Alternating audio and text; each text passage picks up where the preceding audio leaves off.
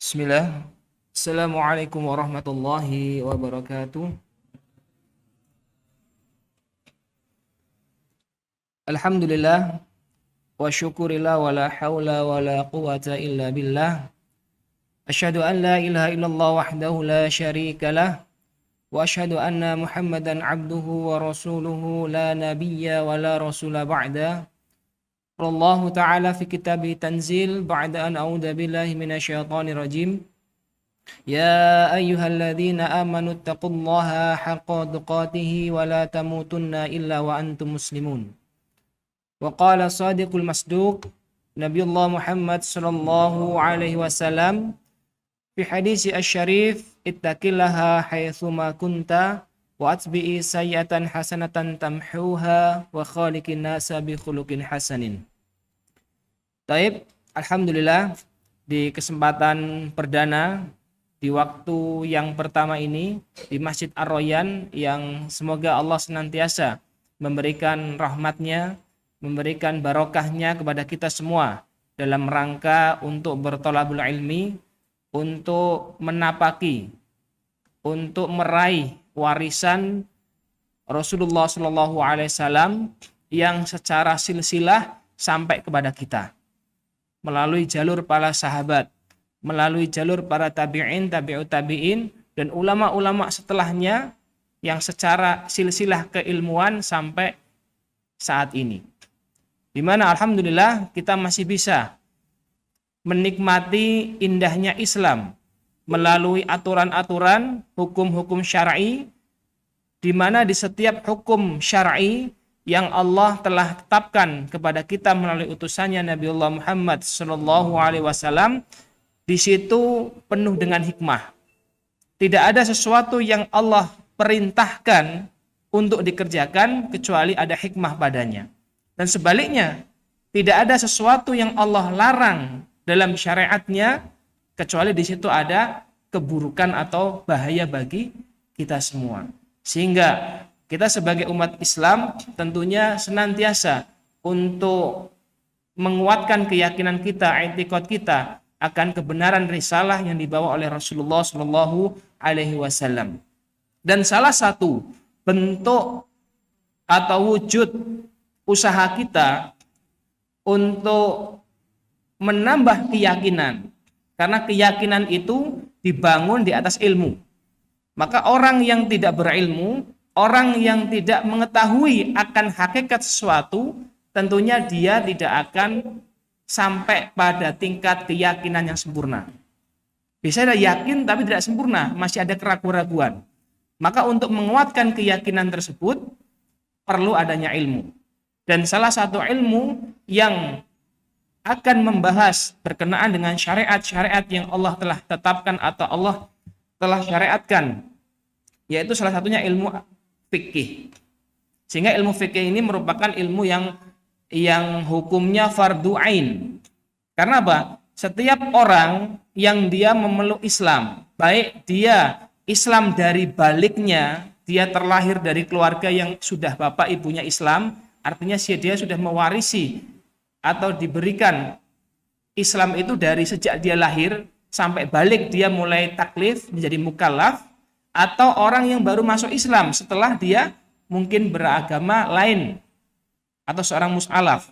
Maka hal yang perlu dipelajari adalah salah satunya yang ilmu berhukum fardu ain yang wajib atas setiap individu muslim ketika dia sudah berislam adalah mempelajari ilmu fikih salah satunya. Kenapa ilmu fikih itu wajib? Karena ilmu fikih itu adalah ilmu yang akan mengantarkan kita mengetahui apa sih yang menjadi konsekuensi keislaman kita. Apa sih penjabaran dari rukun Islam yang kita yakini itu? Maka ini menjadi ilmu yang wajib. Wajibnya ain. Setiap individu, setiap jiwa, setiap muslim wajib mengetahuinya. Karena tidak mungkin ketika dia muslim, dia punya konsekuensi wajib sholat, dia tidak bisa melakukan sholat karena tidak tahu ilmu tata cara bagaimana sholat. Atau dia seorang muslim yang telah wajib padanya haji misal, atau wajib padanya zakat, tapi dia tidak tahu bagaimana ilmu tentang haji atau zakat. Nah, ini menjadi ilmu yang fardu ain. Karena fikih ini adalah akan membahas, ya terkhusus fikih yang membahas tentang ibadah adalah ilmu-ilmu yang akan berkenaan dengan kehidupan sehari-hari seorang muslim. Maka dalam mempelajarinya itu hukumnya juga fardu. Karena dalam hadis thalabul ilmi fardhatun ala kulli muslimin wal muslimat, menuntut ilmu wajib bagi seorang muslim dan muslimat. Maka tidak semua ilmu, tergantung ilmu itu hukumnya apa. Kalau ilmu itu hukumnya wajib, maka menuntut ilmunya hukumnya jadi wajib. Sebagaimana yang dijelaskan hadis tersebut. Jadi hadis tersebut menjelaskan ilmu-ilmu yang dia hukumnya wajib, maka setiap muslim wajib menuntut ilmu tersebut. Setiap muslim wajib mencari ilmu tersebut. Karena tidak sempurna kewajiban yang melekat padanya tanpa ilmu tersebut.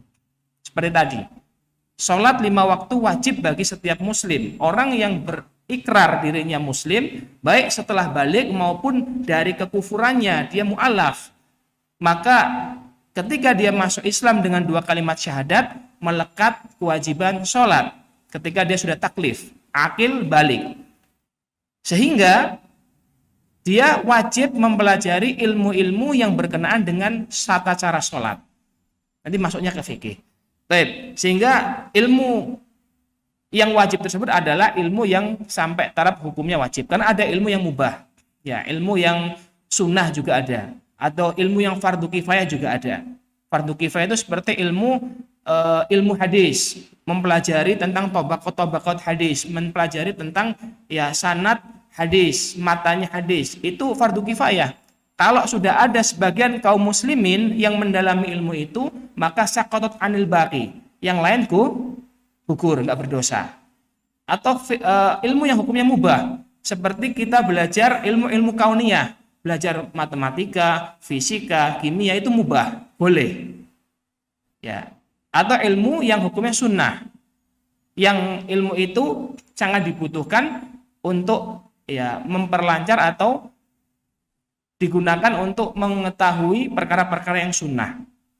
Atau juga ada ilmu yang dia ilmu yang hukumnya haram, ya seperti ilmu-ilmu yang mengantarkan kepada kemaksiatan atau ilmu-ilmu tentang kesyirikan dan sebagainya. Misal belajar primbon gitu kan, atau belajar apa cara bermain judi, ya ilmu tentang otak-atik gathuk nomor togel, nah misal seperti itu haram. Belajar ilmu itu haram. Atau belajar ilmu cara mencopet, atau belajar ilmu cara maling agar tidak ketahuan, nah itu haram. Maka menuntut ilmu itu pun haram. Nah, sehingga thalabul ilmi itu akan berkaitan hukumnya dengan ilmu yang akan kita ambil. Nah, termasuk kita belajar fikih ini adalah ilmu yang sifatnya fardu. Maka menuntutnya adalah kewajiban kita. Karena tidak sempurna amaliyah ibadah kita tanpa ilmu ini. Sehingga ilmu ini menjadi ilmu wajib dan menuntutnya juga suatu kewajiban. Baik. Alhamdulillah di kesempatan kali ini kita baru akan masuk di muqaddimah fiqhiyah atau muqaddimah berkenaan dengan fikih. Yang insya Allah nanti kedepannya kita akan mengambil panduan kitab fikih yang ringkas, yaitu Matan Abu Suja, yang insya Allah akan kita syarah dengan kitab Fathul Qorib Al-Mujib. Ya, kitabnya sedang, tidak tipis banget, tidak besar sekali. Ini kategorinya ya sedang, karena sudah cukup untuk membuat atau memahami fikih terkhusus dalam mazhab Syafi'i berkenaan dengan ibadah-ibadah, berkenaan dengan muamalah-muamalah, berkenaan dengan hubungan keluarga al-usrah, dan juga berkenaan dengan al-hudud wal jinayat, perkara-perkara kriminal dalam Islam dan apa hukumannya. Sehingga 4 perkara ini yang akan menjadi pembahasan dalam kitab Fathul Qorib Al-Mujib yang insya Allah nanti akan kita jadikan sebagai panduan kita belajar fikih. Jadi kita belajar fikih, Pak, Bu, itu perlu panduan, ya. Dan perlu kitab yang akan mengantarkan kita pada pemahaman yang benar. Dan kitab ini insya Allah bukan kitab sembarangan. Kitab ini adalah kitab ulama yang sudah diakui lintas generasi sepanjang zaman. Insya Allah nanti pas kita bahas berkenaan dengan biografi penulis atau yang memiliki matan atau Imam Al-Qadhi Abu Suja dan biografi pensyarah atau pemilik kitab ini Imam Muhammad bin Qasim Al-Ghazi, insya Allah kita akan lebih dekat mengenal. Karena kalau kita tidak mengenal ulamanya, tentunya kita bisa jadi meragukan keilmuannya. Tapi kalau kita kenal siapa ulama yang menulis kitab yang akan kita jadikan panduan dalam belajar fikih, maka insya Allah kita juga akan menimbulkan trust atau kepercayaan terhadap isi daripada karya-karya beliau. Baik, di awal ini insya Allah kita akan mencoba untuk memukadimahi, untuk membuka pandangan kita, tasyawur kita, gambaran berkenaan dengan fikih. Saya yakin kita semua di sini sudah pernah belajar fikih. Saya yakin kita semua dulu dari kecil atau mungkin ketika TPA atau ketika belajar ba'da maghrib di surau-surau sudah belajar fikih, sudah belajar tata cara sholat, sudah belajar bagaimana kriteria zakat dan sebagainya, dan sudah belajar berkenaan dengan amaliyah-amaliyah maupun muamalah antar manusia. Namun tidak ada salahnya jika kita mengulang kembali, tentunya dengan panduan para ulama melalui kitab-kitab beliau untuk membahas berkenaan dengan fikih tersebut. Bagi yang bapak-bapak sekalian yang dulu sudah pernah belajar, jadikan ini sebagai murojaah. Jadikan ini sebagai untuk mengulang ilmu. Karena ilmu semakin diulang itu semakin nambah faedahnya. Karakter ilmu semakin diulang itu akan menambah manfaat, faedah akan kita temukan. Tidak membosankan insya Allah. Dan ilmu itu ketika sering diulang, maka hakikatnya itulah upaya kita untuk mengikat ilmu. Karena manusia itu tempatnya lupa, tempatnya khilaf, manusia gampang lupa. Sehingga kalau sesuatu yang tidak pernah diulang-ulang atau tidak diulang hanya sekali saja dia pernah dapat, itu hanya jadi lintasan-lintasan di alam pikiran dia. Kadang ngaji malam ini, besok pagi sudah lupa. Betul Pak? Betul Pak? Betul. Maka bagi yang sudah pernah ngaji fikih, jadikan ini murojaah untuk mengulang, untuk mengingatkan kembali materi-materi yang sudah pernah kita pelajari. Bagi yang belum, jadikan ini tempat untuk permulaan kita belajar fikih. Dan insya Allah nanti kita akan jelaskan bagaimana madrasah para ulama dalam belajar fikih. Baik, yang pertama yang akan kita bahas ada 4 poin yang insya Allah akan kita coba bahas di kesempatan malam hari ini. Semoga cukup waktu yang ada. 4 poin tersebut yang yaitu ta'riful fikhi. Yang pertama akan kita bahas pengertian atau pemahaman kita terhadap fikih.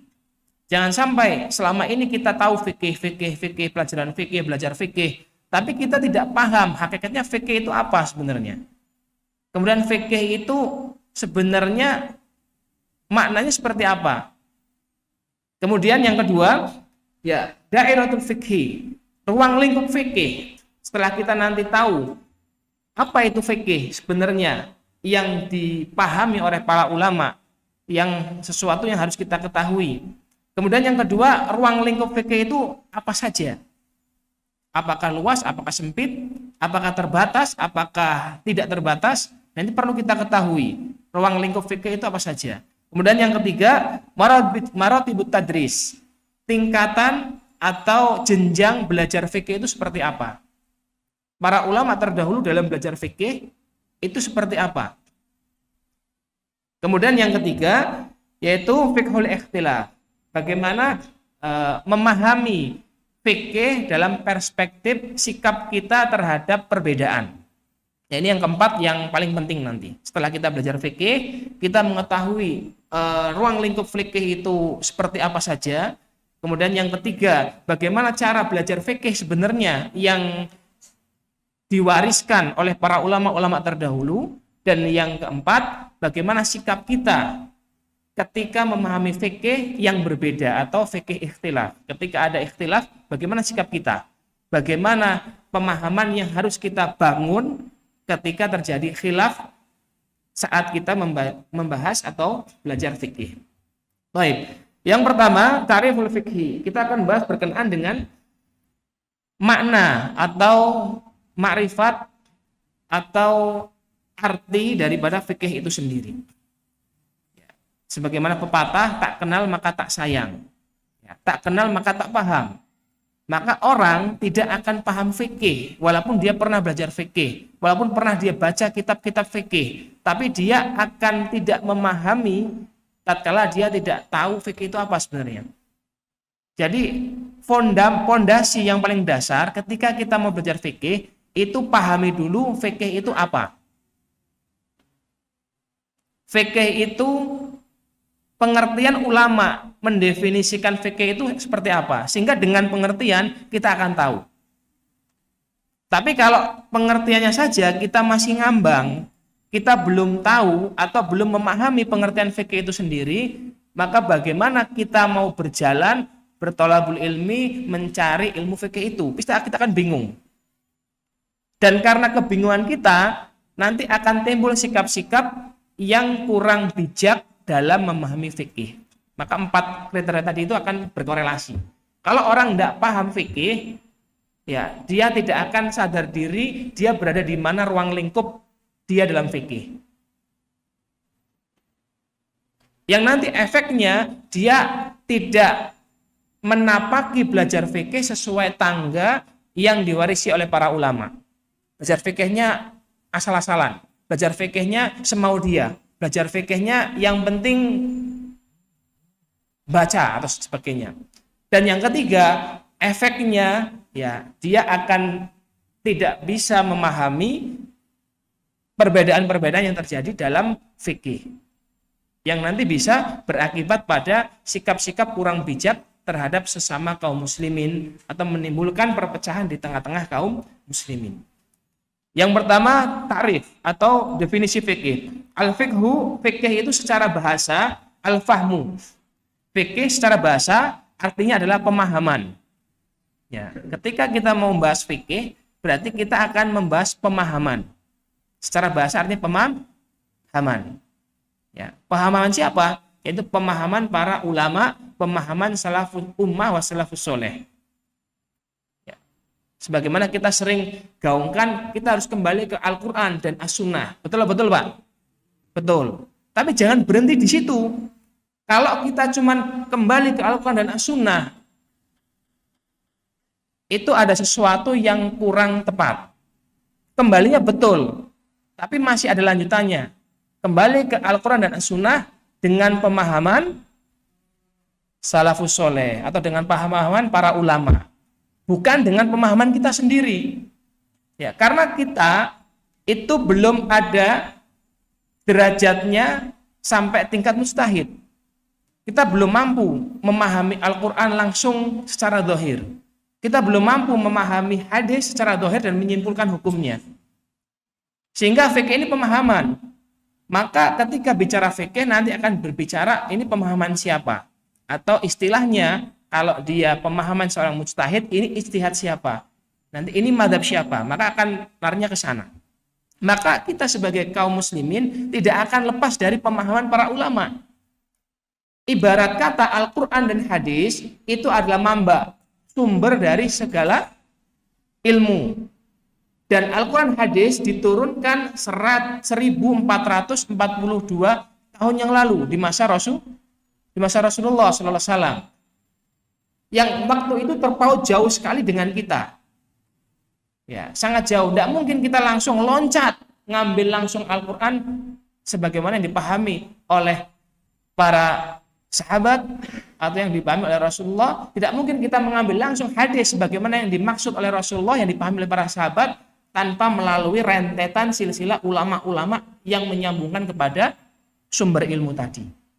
Nah, disinilah ranah fikih. Maka ketika kita mau belajar fikih, itu marojenya apa? Ya kitab-kitab fikih, kitab-kitab para ulama. Karena kita tidak bisa meninggalkan para ulama untuk perkara pemahaman ini. Jangan sampai kita memahami Al-Quran dengan pemahaman kita sendiri. Kita ulama bukan, mujtahid juga jauh. Jangan sampai kita memahami hadis, kita nemu satu hadis, dipahami, oh ini hukumnya haram, oh ini hukumnya makruh, oh ini hukumnya bid'ah, dengan pemahaman kita sendiri. Padahal kita masih jauh dari kemampuan untuk sampai menyimpulkan, memvonis satu amal atau hukum. Maka disinilah fungsi fikih. Maka ketika kita mau belajar fikih, maka kita akan mempelajari pemahaman-pemahaman para ulama yang menyampaikan kita pada pemahaman Al-Quran dan hadis yang sahih, yang benar sesuai dengan yang diajarkan Rasulullah SAW. Nah, sehingga kita tidak bisa memutus rantai ini. Dari masa Rasulullah sampai ke kita tidak bisa memutus rantai. Kita maunya langsung ke Al-Quran, kita maunya langsung ke hadis. Sedangkan ulama di rantai ini kita tinggalkan. Nah, ini dalam memahami fikih berarti belum begitu memahami. Dari artinya saja sudah jauh.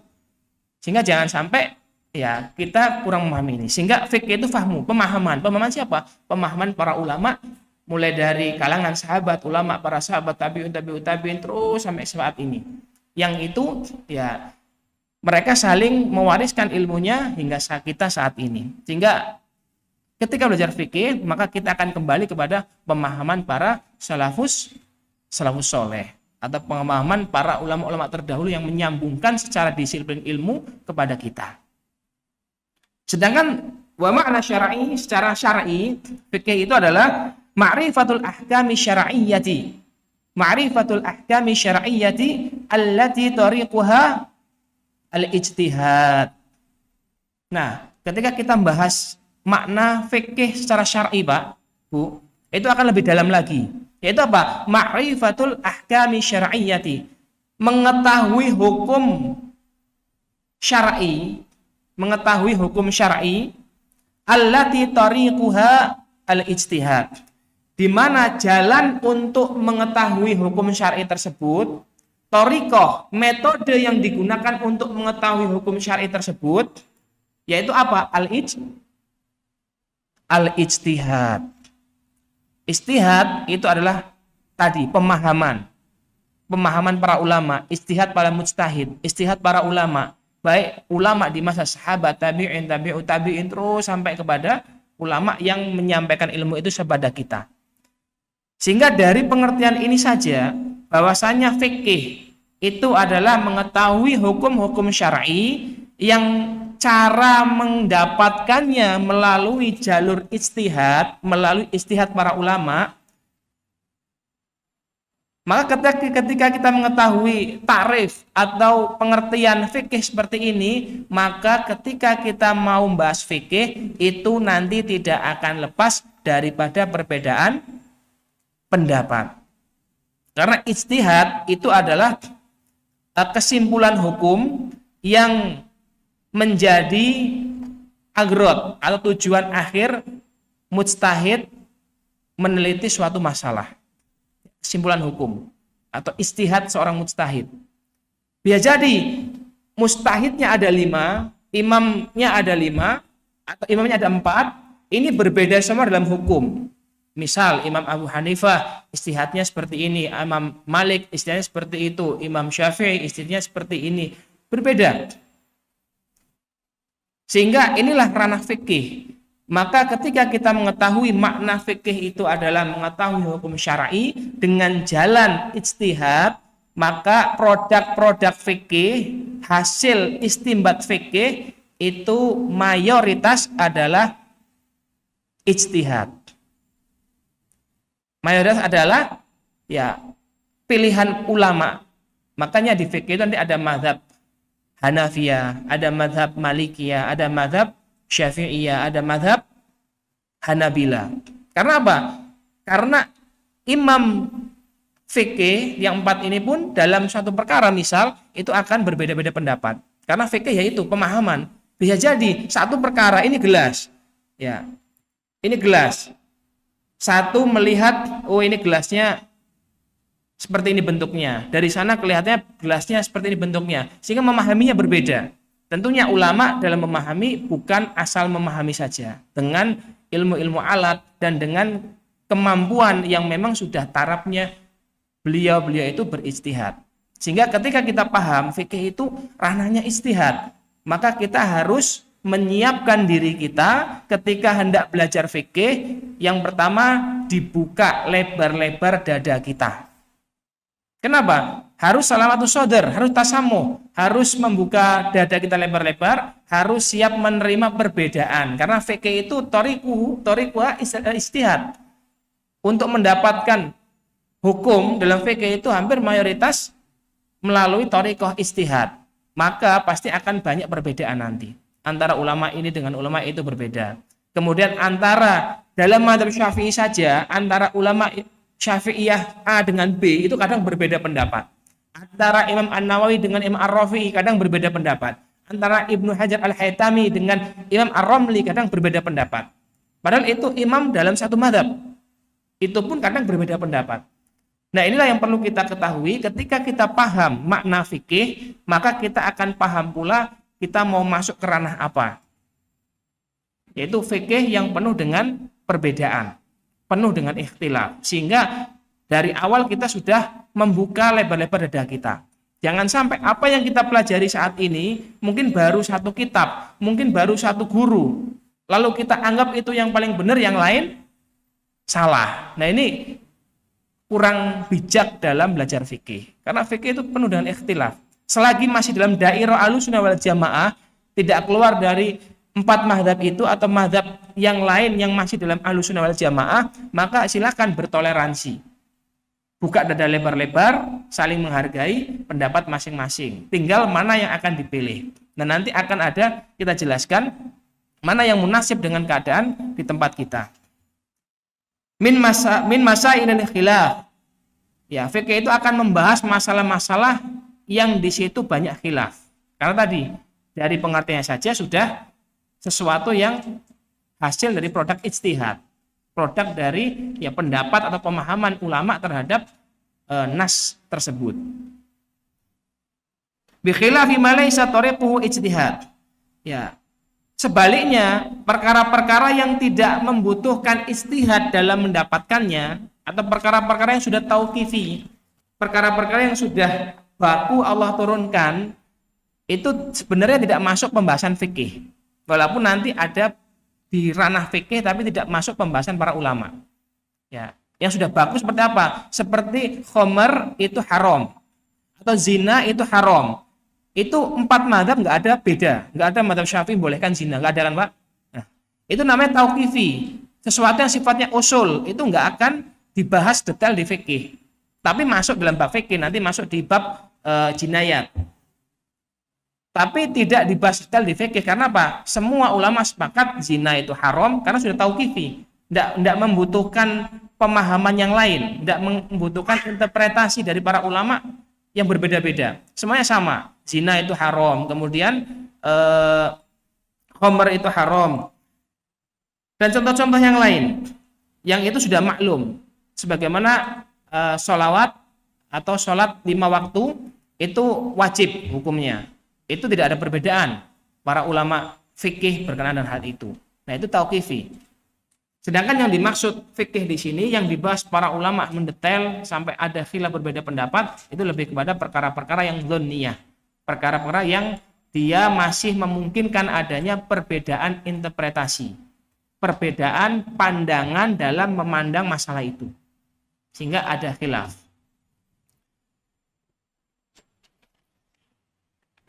Nah, itu pengertian daripada fikih. Kemudian kita masuk ke poin yang kedua, yaitu dairah al-fikhi. Dairah al-fikhi atau ruang lingkup fikih. Ya, ruang lingkup fikih. Maka ketika kita paham arti fikih, bahwasanya fikih itu ma'rifatul ahkamu syar'iyyati allati tariquha al-ijtihad, yaitu mengetahui hukum syar'i dengan jalan, dengan cara ijtihad. Ulama berijtihad. Maka dengan pengertian ini, maka dalam fikih itu kaum muslimin, ya, ruang lingkupnya terbagi cuma menjadi 2. Kaum muslimin dalam ruang lingkup fikih berdasarkan pengertian tadi itu terbagi menjadi 2 kaum muslimin. Yang pertama, ya, dia adalah mujtahid. Ya, yang pertama mujtahid. Karena apa? Inilah mujtahid nanti yang punya kemampuan, yang boleh untuk merumuskan atau boleh untuk membahas fikih tadi dengan istihad-istihadnya. Karena produk hukum fikih dihasilkan dari al-ijtihad. Maka siapa yang beristihad yaitu mujtahid. Maka ruang lingkup yang pertama dalam fikih yaitu para mujtahid. Siapa itu mujtahid? Yaitu orang-orang atau ulama-ulama yang diberikan oleh Allah ya kelebihan dalam mendalami fikih secara terperinci.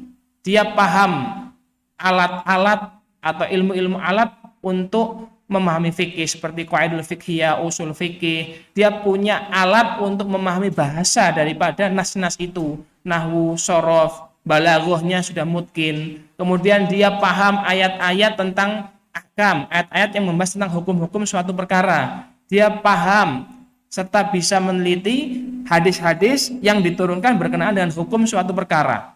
Nah, ada syarat-syarat lebih detail lagi. Mujtahid. Ini mujtahid ini tidak sembarangan orang, tidak semua kaum muslimin mujtahid.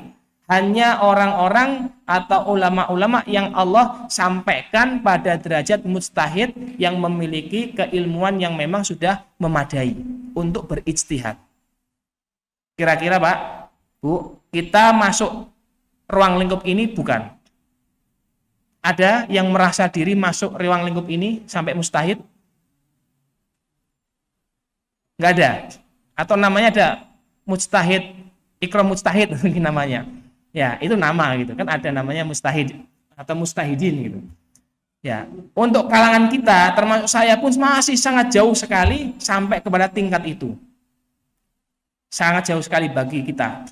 Jadi ini adalah tingkat-tingkat yang mulia di mana Allah muliakan beliau dengan tafaqquh fiddin, kemampuan untuk berijtihad. Ini tingkatnya tinggi. Ini tingkat yang pertama, karena fikih nggak akan lepas dari al-ijtihad. Ijtihad adalah produk hasil istimbat dari seorang mujtahid. Maka ruang lingkup fikih yang pertama adalah seorang mujtahid. Yang kedua, orang-orang atau kaum muslimin yang tidak sampai derajat mujtahid, maka dia akan masuk ke ruang lingkup yang kedua, yaitu muqallid. Yaitu muqallid. Atau pengikut. Muqallid itu kan qallada. Dia pengikut, mengekor. Kenapa? Karena dia tidak punya kemampuan untuk berijtihad. Dia tidak mendalami bahasa Arab, nahwu, shorof, balaghah, tidak mendalami, dan dia pun ya apalagi mutkin, mendalami aja enggak. Atau kalau belajar pun hanya belajar ya sekedarnya saja. Yang penting ya pernah belajar bahasa Arab, enggak masuk. Belum masuk ke kategori mustahil. Apalagi ayat-ayat ahkam, apalagi hadis-hadis tentang ahkam, apalagi usul fikih, apalagi qawaidul fiqhiyah. Baru dengar aja hari ini ya Pak. Ya. Masalah jauh sekali gitu. Nah, orang-orang yang tidak punya kemampuan seperti itu, orang-orang yang Allah tidak berikan anugerah kemampuan seperti itu, memang dia tidak mutafan, dia tidak mendalami itu, maka dia masuk ke kategori ruang lingkup muqallid. Muqallid itu orang yang ngekor, orang yang ngikut. Yaitu ngikut siapa? Ngikut mujtahid. Maka kita mujtahid atau muqallid, Pak? Mujtahid, ada yang mujtahid? Ya. Kita sekali lagi tanya, kita muqallid apa mujtahid, Pak? Kita muqallid atau mujtahid? Mujtahid atau muqallid? Yakin muqallid ya? Nah, inilah poin kedua yang ingin saya sampaikan. Kita harus sadar diri bahwasanya kita itu muqallid bukan mujtahid. Ya. Maka muqallid tugasnya apa? Gampang. Tugasnya cuma ngikut mujtahid. Mujtahid yang mana? Terserah mau milih yang mana. Banyak mujtahid. Termasuk kitab yang akan kita bawakan, ya Matan Abu Suja, beliau juga mujtahid di abad ke-6 Hijriah. Karena beliau hidup di atas tahun 500 Hijriah. Atau yang mensyarah yang akan kita bawakan nanti kitab Fathul Qorib, ya Al-Imam Muhammad bin Qasim Al-Ghazi, beliau juga mujtahid di abad 10 Hijriah. Jadi kalau kita belajar ini, kita sudah belajar fikih sesuai relnya. Karena kita ini muqallid, ya belajar kepada mujtahid. Jangan sebaliknya, Pak. Kita tidak sadar diri. Kita muqallid tapi belagak bergaya seperti mujtahid. Paham, Pak? Oh, saya nggak mau belajar dengan para ulama. Ulama itu manusia. Manusia itu bisa salah, bisa benar. Saya mau langsung belajar ke Al-Quran dengan hadis. Ya, ini perkataan yang kelihatannya benar, tapi kurang tepat kalau dalam belajar. Karena apa? Tidak mungkin kita meninggalkan ulama untuk memahami Al-Quran dan hadis. Sudah saya jelaskan dari awal tadi. Ini korelasinya seperti ini sekarang. Maka kalau kita sadar diri kita ini muqallid, maka kita ya belajarnya pada mujtahid. Kalau kita tidak mampu mengakses langsung kitab-kitab mujtahid, cari ustadz, cari ulama, cari kiai yang mampu membacakan atau menyampaikan, syukur yang punya sanad, yang sudah punya silsilah belajarnya, untuk menyampaikan ya apa yang ada di kitab-kitab para mujtahid. Gampang apa gampang, Pak, seorang muqallid, Pak? Gampang, nggak usah pusing-pusing, Pak. Ya, karena kita kadang tidak sadar diri, maunya langsung, ya jalan pintas, langsung ngambil dari mambaknya. Ya, kita kadang bingung sendiri. Ya, saya belajar fikih nggak mau melalui madhab-madhaban. Saya belajar fikih nggak mau lewat kitab-kitab ulama. Saya mau langsung ke hadis-hadis Rasulullah. Ya, padahal Pak, hadis-hadis Rasulullah itu adalah konsumsinya para mujtahid yang mampu mengakses hukum, yang mampu mengistimbatkan hukum, mengambil dari nas aslinya Al-Quran atau As-Sunnah, kemudian dipahami dengan ilmu-ilmu alat yang tadi sangat banyak itu mujtahid. Karena apa? Kalau kita langsung kepada sumber daripada hukum Islam, yaitu An-Nas, Al-Quran, As-Sunnah, dikhawatirkan kita memahami dengan pemahaman kita. Yang pemahaman kita itu sangat jauh sekali, mujtahid aja nggak sampai. Bahasa Arab aja belum pernah belajar. Belajarnya baru lewat terjemahan. Itu aja mau langsung menyimpulkan hukum. Yang parahnya lagi, kadang sudah menyimpulkan hukum sendiri, dapat hadis satu, disimpulkan hukumnya sendiri, habis itu nyalahkan orang lain. Oh, anta finar gitu, misal gitu. Ya, karena baru dapat hukum satu, hadis satu, disimpulkan sendiri hukumnya, kemudian ketika ada orang lain melakukan itu, mungkin bentuknya dalam ancaman, dibilang, oh kamu masuk neraka, atau kamu bid'ah, kamu ini sebagainya. Maka harus dengan bijak. Nah, insya Allah ini 2 poin, insya Allah 2 poin lagi kita lanjutkan pada Isya, karena sudah masuk waktu Isya, yang insya Allah nanti 2 poin. Yang kedua, bagaimana kita belajar fikih yang sebagaimana para ulama ajarkan, dan bagaimana sikap kita ketika menghadapi perbedaan-perbedaan pendapat masalah fikih ketika kita belajar fikih. Mungkin itu yang bisa kita sampaikan. Aku qouli hadza astaghfirullakum. Kita lanjut pada Isya. Assalamualaikum warahmatullahi wabarakatuh.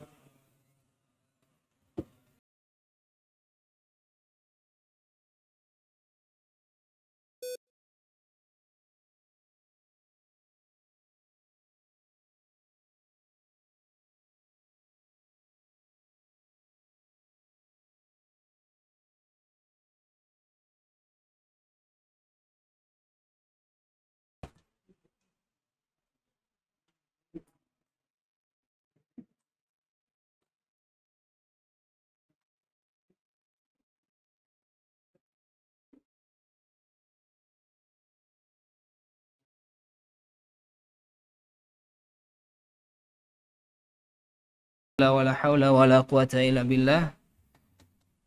Salatu wassalamu ala asrafil anbiya'il wal mursalin wa ala alihi wa sahbihi wa man walah. Allahumma sholli wa sallim ala sayyidina Muhammad wa ala ali sayyidina Muhammad. Amma ba'd. Ikhwati fillah, jamaah kajian malam Kamis, Rabu malam Kamis di Masjid Ar-Royan.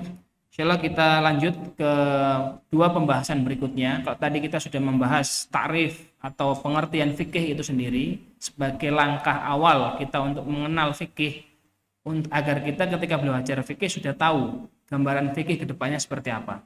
Kemudian kita juga sudah membahas ruang lingkup fikih berdasarkan orang-orang yang ada di dalamnya.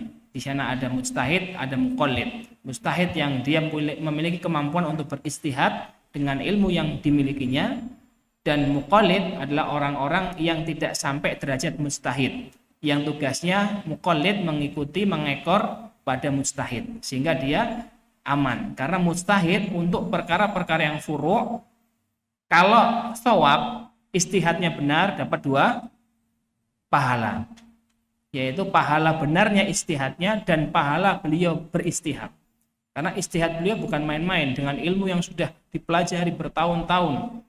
Tadi yang sudah kita sebutkan kriteria mujtahid, itu baru sekian atau beberapa kriteria, belum semua.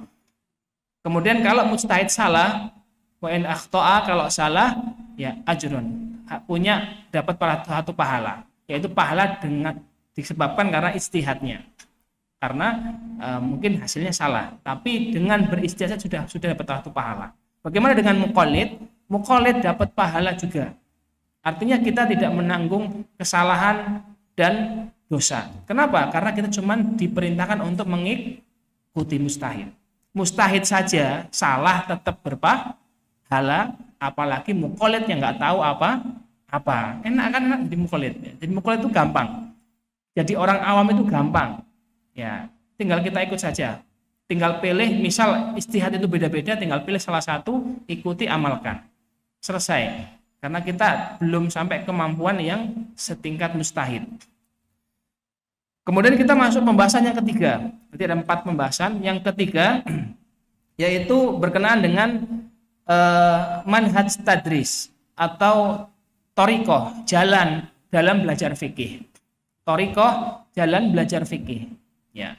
Dalam belajar, ya sebenarnya ini tidak hanya fikih saja, mencakup ilmu-ilmu yang lain sama, cuman kita akan fokuskan ke fikih dulu. Dalam belajar, itu seorang thalib, seorang pembelajar, terbagi menjadi 3 tingkatan belajar. Seorang pembelajar thalib, ya, itu terbagi menjadi 3 tingkatan belajar.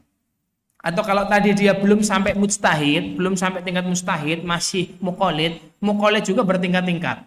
Tidak semua muqallid nggak paham dalil, nggak semua muqallid hanya ikut-ikutan. Ya, muqallid juga bertingkat-tingkat. Atau orang yang sedang belajar thalib bertingkat-tingkat. Ada tingkat yang pertama, yaitu tingkat mubtadi. Tingkat pertama, tingkat dasar. Atau kalau sekolah ibtidaiyah, atau tingkat sekolah dasar. Itu tingkat yang pertama. Yang kedua ada tingkat mutawasid atau mutawasito, tingkat pertengahan. Atau kalau kita buat jenjang kayak sekolah, tingkat SMP, sekolah menengah pertama atau mutawasid. Dan yang ketiga, tingkat thalabul ilmi yang kategori tertinggi, sudah tinggi, itu adalah muntahi, yaitu tingkat akhir, belajar tingkat akhir, yaitu kita sebut saja sekolah menengah akhir. Ya, atas apa akhir? Atas ya, atas akhir sama aja lah. Yang penting dia paling tinggi gitu ya. Ya, kita anggap SD, SMP, SMA. Begitulah kriteria seorang yang sedang belajar.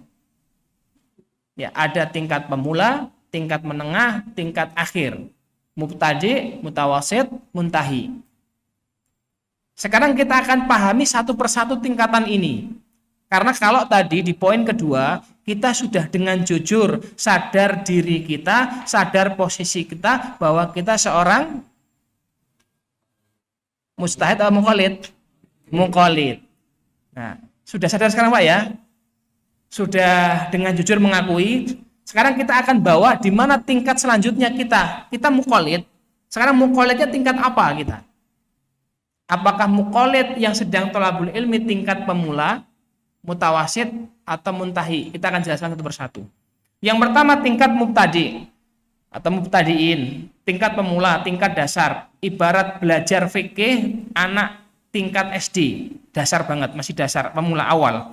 Yaitu malam yakdir bitaswiril masalah, yaitu orang yang dia belum memiliki kemampuan untuk memahami suatu masalah. Ya. Dia belum memiliki kemampuan untuk memahami suatu masalah. Jadi dia sangat dasar sekali. Misal dalam satu masalah dia belum paham. Ya, masalah ini imam ini menjelaskan seperti apa, maksudnya seperti apa, kemudian hukumnya seperti apa. Dia masih awal sekali, masih mubtadi, sekolah dasar. Dia belum mampu untuk mengurai suatu masalah, dia belum mampu untuk memahami gambaran suatu masalah. Ya. Ini mubtadi, masih awal sekali. Misal kalau ditanya dalam akad muamalah ada akad mudharabah. Akad mudharabah itu akad apa, Pak? Nggak kegambar ya, bingungnya. Nah, ini berarti masih dasar sekali. Nah, karena gambaran masalah saja kita belum mampu untuk membayangkan, belum mampu untuk menangkap gambaran masalah dalam suatu perkara. Nah, ini tingkat dasar seperti itu. Masih awam sekali, ya muqallid tapi dasar sekali. Sehingga di fase ini, ya adalah fase pertama dia untuk belajar. Ya, sudah belajar alhamdulillah. Jadi jangan jadi muqallid yang ya istilahnya parah banget, nggak mau belajar, yang penting ngikut-ngikut lah. Ustadz ngelor, ustadz ngidul gitu. Nggak mau belajar, itu juga ya boleh gitu. Bagi orang yang kayak tadi tidak punya kemampuan mengakses kitab-kitab para mujtahid, tidak punya kemampuan bahasa Arab, tidak punya kemampuan untuk langsung belajar dengan kitab para mujtahid, maka dia boleh mengikuti ustadznya. Karena dia nggak punya kemampuan itu. Dia boleh hanya muqallid kepada ustadznya, ikut ustadznya. Ya. Kalau ustadznya melencengkan kepada yang buruk, yang jelek, ustadznya dosa. Yang muqallid yang nggak tahu apa-apa, tidak berdosa dia. Tapi dengan syarat dia tidak punya kemampuan sama sekali. Tapi ya naikkan tingkat dikit lah. Kita jadi muqallid yang mau belajar. Ya, muqallid tapi mau belajar. Tahap pertama tadi tingkat dasar atau mubtadi, tingkat awal, yaitu ketika apa? Malam yakdir bitaswiril masalah. Dia belum mampu untuk menggambarkan satu masalah. Dia belum mampu untuk menjelaskan gambaran kerangka suatu masalah. Taswirnya aja belum kebayang dia, masih dasar sekali. Kemudian yang kedua mutawasid, tingkat atasnya lagi, dia udah naik tingkat. Yaitu ketika apa? Ketika seorang thalib man yakdir bitaswiril masalah. Dia sudah mampu menggambarkan suatu masalah.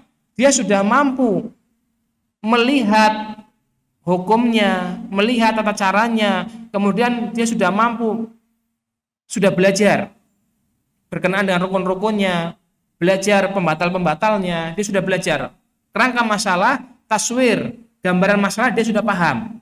Ini berarti tingkat mutawasid, tingkat SMP. Dia sudah paham ketika ditanya al-qirat itu apa, ketika ditanya zakat nisabnya berapa, ketika ditanya haji urutannya seperti apa, dia sudah bisa menggambarkan semua. Berarti tingkat mutawasid ini dia sudah lulus tingkat SD. Dia sudah belajar. Minimal ya, antum khatam kitab ini itu sudah naik ke mutawasid. Karena apa? Minimal ya, antum sudah paham gambaran-gambaran ya masalah dalam fikih. Baik itu ibadah, muamalah, kemudian al-usrah, keluarga, maupun hudud wal jinayat, hukum perdana perdata dalam suatu negara Islam. Nah, itu ketika antum sudah memahami, minimal antum ya naik tingkat. Walaupun baru kelasnya satu kitab yang kita kuasai. Ya, padahal kitabnya juga bersusun-susun. Minimal kita sudah mulai ada gambaran suatu masalah-masalah, gambaran perkara-perkara yang dibahas dalam fikih. Baru tingkatnya ini mutawasid. Walam yakdir iqamati dalil 'alaiha. Namun dia belum mampu untuk mendatangkan dalil dari gambaran masalah tersebut. Ini tingkat SMP. Tingkat SD masih awam sekali, baru mau belajar, baru awal dasar banget belajar. Ya, menggambarkan masalah saja belum kegambar karena belum belajar kitab-kitabnya atau belum diajari ustadznya. Tingkat mutawasid dia sudah khatam materi-materi yang membahas tentang taswir atau gambaran masalah. Tapi dia belum bisa mendatangkan dalil. Atau dalil bukan konsumsi untuk pembelajar di tingkat ini. Kenapa? Dia akan bingung, pusing. Dia baru belajar memahami gambaran suatu masalah. Baru tingkat yang selanjutnya SMA, sekolah menengah akhir atau dalam istilah muntahi, tingkat akhir, belajar tingkat akhir. Dia yang dimaksud man yaqdir taswirul mas'alah wa ala iqamati dalilu 'alaiha.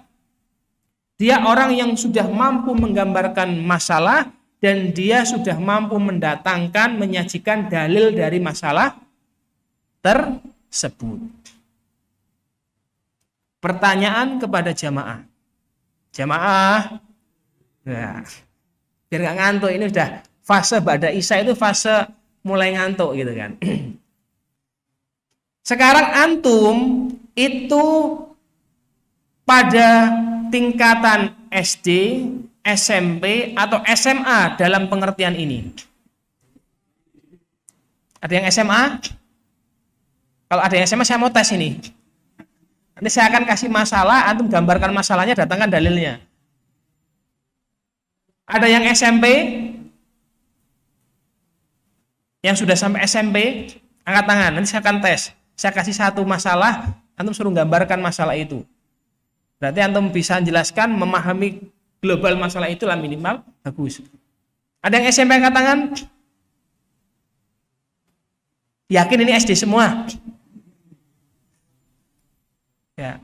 Jangan-jangan usia kita sudah 20 tahun, 30 tahun, 40 tahun, 50 tahun, tapi dalam hal fikih atau thalabul ilmi kita masih SD. Siap menerima ini Pak, Bu? Siap menerima kenyataan ini? Ya. Siap ya Pak ya? Kalau nggak siap saya takut bunuh diri nanti. Nggak mampu menerima kenyataan gitu. Saya udah 40 tahun Ustaz kok masih SD gitu. Kan gitu. Nanti bunuh diri malah kesalahan saya gitu.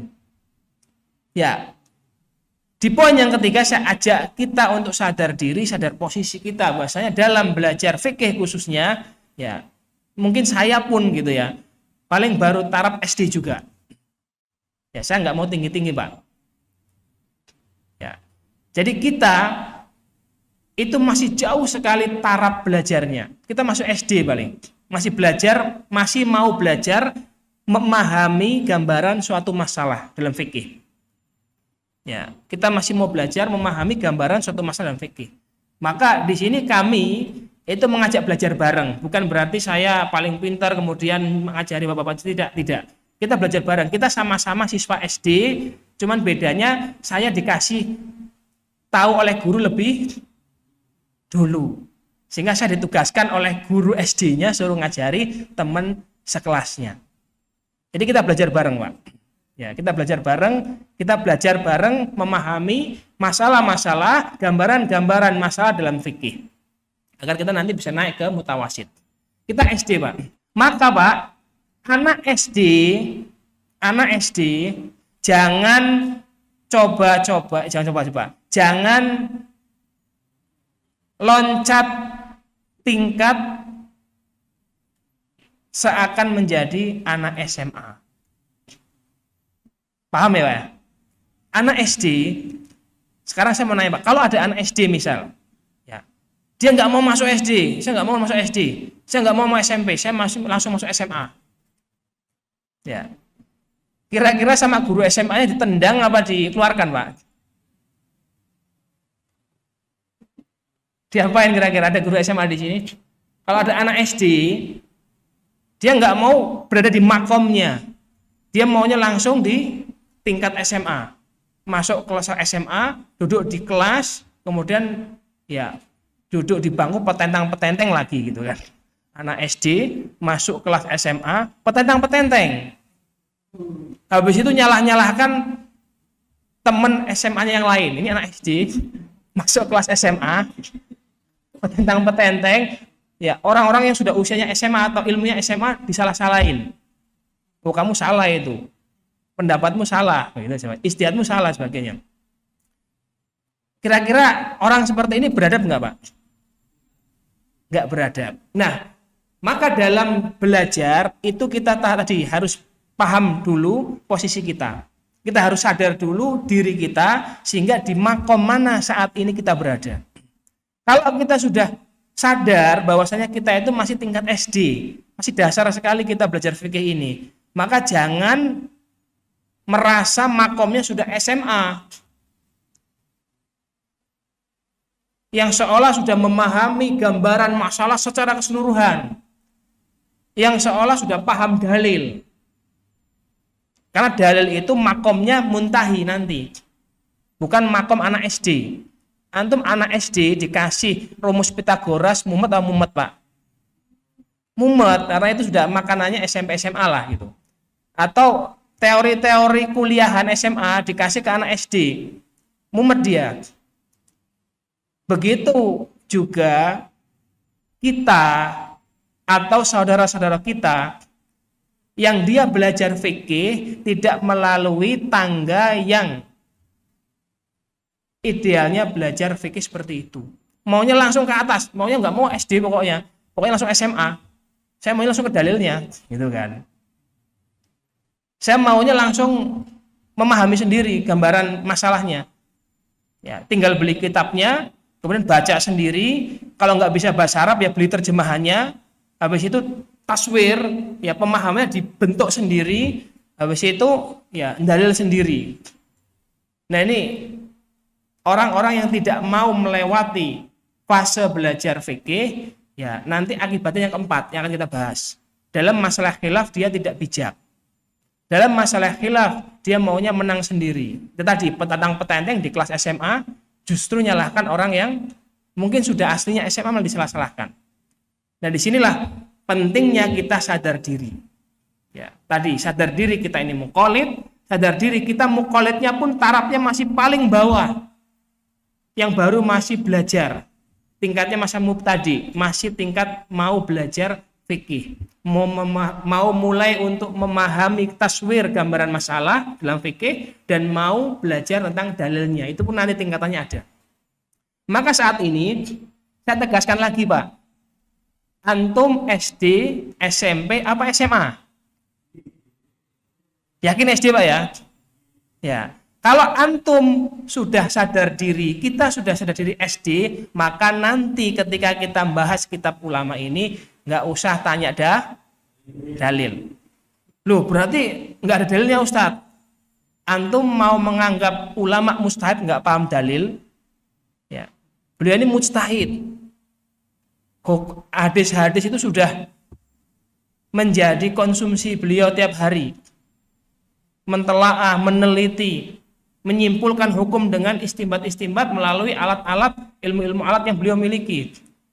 Maka nanti Pak, di kitab ini yang akan kita bahas, tidak ada penulis nyajikan dalil baik Al-Quran atau hadis. Karena apa? Kitab ini untuk anak SD. Nah inilah ulama itu jeli. Kitab ini untuk anak SD, SMP, SMA. SD. Maka di sini nanti loh belajar mazhab Syafi'i itu kitabnya nggak ada dalilnya. Nah ini berarti orang nggak paham kalau ngomongnya seperti itu. Karena kitab ini untuk anak SD dan kita itu anak SD. Karena ada orang-orang yang dirinya aslinya SD tapi merasa SMA, nggak mau belajar kita kayak gini. Ini kan cuman istihadnya ulama tok gitu. Nggak ada dalilnya di dalam Al-Quran aja nggak ada. Hadis apalagi, cuman kesimpulan-kesimpulan hukum. Ya memang kitab ini disusun itu langsung kesimpulan-kesimpulan hukum. Namanya kitab fikih, bukan kitab hadis. Nah, di sini kita harus pahami posisi kita adalah seorang mubtadi. Ya mubtadi itu belajarnya mulai dari sini.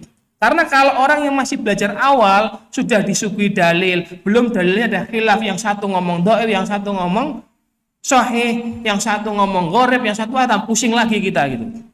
Ya. Belum hadisnya, ya sanadnya banyak dipermasalahkan, nanti pusing kita. Maka itu ada fasenya, tapi nanti ya anak SD jangan mikirin urusan SMA dulu. Bukan nggak boleh, boleh, tapi dalam belajar kita tidak boleh tergesa-gesa. Banyak orang yang bingung dalam memahami fikih karena tadi ketergesa-gesa, pengennya langsung belajar tingkat SMA, padahal dia masih ya taraf pemikirannya SD. Seharusnya di SD dulu, SD lulus baru SMP, SMP lulus baru SMA. Sehingga membangun pemahaman fikihnya itu secara tadarruj, secara bersusun, bertangga, bertingkat. Maka dia akan hafal pemahaman dalam fikih dia akan kuat. Tapi kalau tiba-tiba langsung nggak mau SD, langsung SMA atau langsung SMP, nah itu nanti berat. Nah, itulah pentingnya kita belajar menggunakan tangga belajar, sulam atau tingkatan-tingkatan belajar. Baik, itu yang ketiga. Dan yang terakhir, poin yang keempat, berkenaan dengan fiqhul khilaf. Ini juga penting kita sampaikan karena ada korelasinya dengan 1, 2, 3. 1, kita paham makna fikih, sehingga kita harus siap. Ketika kita sudah paham makna fikih tadi, kita harus siap berlapang dada, siap menerima perbedaan, siap bertoleransi dengan sesama kaum muslimin yang masih dalam daerah Ahlussunnah wal Jamaah. Yang kedua, ya, ketika kita sadar diri bahwa muqallid, maka muqallid itu ya jangan melampaui batas kemampuannya. Cukup jadilah muqallid, ikuti para mujtahid. Kemudian yang ketiga, ketika kita sadar muqallidnya kita dalam proses thalabul ilmi itu di tingkat yang mana, setelah kita sadar, jangan melampaui tingkat di mana kita belum mampu atasnya. Karena akan membuat kebingungan kita sendiri. Sehingga kalau kita tingkat SD, ya belajar di tingkat SD. Masuklah sekolah dasar, pakai kitab-kitab anak SD. Cari guru yang pinter ngajar SD. Seperti itu. Sampai lulus, setelah lulus naik SMP, SMA. Nah, itu gambarannya. Sekarang yang keempat. 3 ini akan mempengaruhi sikap. Ketika kita sadar 3-3-nya, ya baik pengertian fikih, sadar diri kita adalah muqallid kita pun masih dasar, tingkatnya tingkat mubtadi, tingkat dasar. Maka yang keempat, seharusnya kita lebih rendah diri, rendah hati, ya. Dan kita fokus pada ilmu dan amal kita, nggak fokus ke orang lain. Kenapa terkadang kita fokus ke orang lain? Mohon maaf, kadang serampangan memvonis orang lain misal. Karena tadi kita nggak sadar diri, anak SD petentang-petenteng masuk kelas anak SMA, ya. Mentang-mentang sudah megang dalil, dianggapnya paling benar, kemudian yang lain disalahkan. Ya karena apa? Tadi ada tangga yang terlewati. Dan ini potensi istijal, tergesa-gesa dalam belajar, itu juga kurang baik. Karena bisa kalau kita tidak dibarengi hati yang baik, akan menimbulkan sikap sombong, merasa benar sendiri, yang lain salah, yang lain sesat, yang lain dan sebagainya. Nah, maka tadi kalau kita merasa kita itu dalam belajar itu masih sangat dasar sekali. Ya, saya pun masih merasa dasar sekali. Ya, sudah muqallid tingkatnya pun masih dasar banget. Muqallid tingkat mubtadi. Maka kita harus rendah diri, rendah hati. Ya, kita merasa masih sangat jauh sekali ilmu kita. Sehingga yang terpenting apa? Kita fokus kepada ilmu kita, belajar dulu, fokus belajar lah, nggak usah mikir orang lain ibaratnya. Fokus belajar dulu dan fokus pada amal kita. Apa yang kita pelajari, maka kita amalkan. Maka poin yang keempat, fiqhul khilaf, berkenaan dengan fikih dalam khilaf, maka ketika kita sudah 3 tadi itu sudah bagus pemahamannya, maka insya Allah sikap kita terhadap khilaf akan lebih bijak. Misal ketemu khilaf, yang satu pakai kunut, yang satu pakai kunut. Ya sudah, saya sementara belajarnya itu pakai kitab mazhab Syafi'i, kunut itu sunnah muakkadah, saya pakai kunut. Adapun yang nggak pakai kunut, monggo silahkan. Saya nggak mau urusan dengan orang lain karena saya akan fokus di ilmu saya dan amal saya berdasarkan ilmu saya. Kan enak Pak, nggak ribut ya nggak? Ya. Yang buat ribut dengan masyarakat karena tadi satu nyalahkan, jadi saling menyalahkan. Coba fokus di ilmunya masing-masing, fokus di amalnya masing-masing. Nggak akan ribut umat Islam ini. Nggak akan ada perpecahan. Maka sikapnya akan bijak ketika saling rendah diri dan saling menghargai. Nah, masalah khilaf tadi dari awal sudah kita bahas, fikih itu ranahnya ijtihad. Ijtihad itu nggak akan lepas dari mana khilaf. Namanya pikiran orang, pikiran ulama, paham ulama, interpretasi ulama itu pasti beda satu dengan yang lain. Maka tidak akan kita nafikan namanya khilaf. Dan khilaf tidak akan mungkin kita hilangkan dalam belajar fikih. Saya nggak mau khilaf lah dalam fikih, tidak mungkin gitu. Cuman khilafnya di manajemen. Khilafnya itu di manage, atau istilah dalam fiqh khilaf. Jadi ada fikih dalam menghadapi khilaf agar khilafnya tidak menjadi perpecahan, khilaf tadi tidak menyebabkan ya ta'arud, adanya benturan yang keras antar kaum muslimin. Yaitu apa? Ada beberapa kaidah, ada 2 kaidah. Yang pertama, kalau permasalahan itu terjadi di masa salaf, kaidah yang pertama, kalau ada khilaf, kita lihat perkara itu kalau terjadi di masa salaf, maka kita lihat bagaimana salaf memandang perkara itu. Kalau semua salaful ummah dari 3 qurun terbaik itu bersepakat, muafik, ijma' dalam perkara itu, maka kita ikuti dan tidak boleh menyelisihi. Kalau perkara itu ternyata perkara ini sudah ada di masa salaf terdahulu, sudah dibahas, maka kita lihat bagaimana ulama salaf berkomentar akan masalah itu. Kalau semua ulama salaf itu bersepakat akan satu kata, maka kita wajib mengikuti ijma itu dan tidak boleh haram hukumnya menyelisihi.